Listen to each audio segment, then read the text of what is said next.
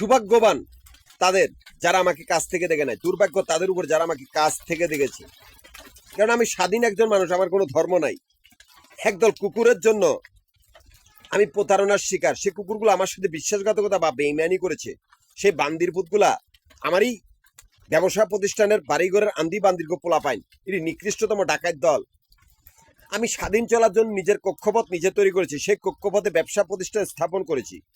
এমনকি সেই কক্ষপথে 3টা ক্যাশ কাউন্টার, মিরপুর, নবাবপুর, মতিঝিলে 3টা ক্যাশ কাউন্টারের ব্যবসার হিসাব, আবাসিক বাড়িঘর আর হোটেল, এখান থেকেই ব্যবসা প্রতিষ্ঠানের ক্যাশের অ্যাকাউন্ট চলতেছে। অথচ এই নিকৃষ্ট কুত্তার বাচ্চাগুলা যেটি পায়খানার টাঙ্কির থেকে জন্ম, এটি ব্যক্তি আমার ক্যাশ কাউন্টারগুলোর সামনে আসতা না। এই নিকৃষ্ট পায়খানা টাঙ্কির কুত্তার বাচ্চাগুলা নিকৃষ্ট মাফিয়া গ্রুপ আর জঙ্গি সংগঠন। এই কুত্তার বাচ্চাগুলা নিকৃষ্টতম খাঙ্কিন্নির পুত।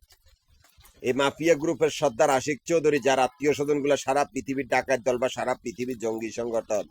আমার কোনো ধর্ম নাই, আমি নাস্তিক বা স্বাধীন।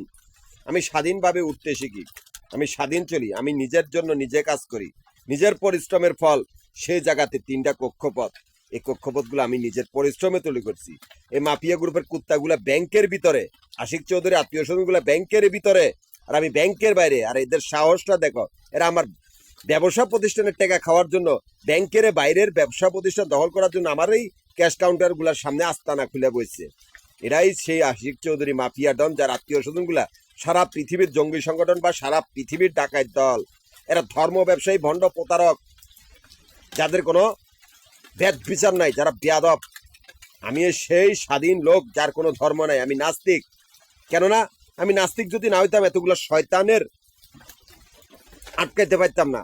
কেননা আমি শয়তানেরও শয়তান, এতগুলা শয়তানের সর্দার আশিক চৌধুরী, যে কিনা মাফিয়ার ডন।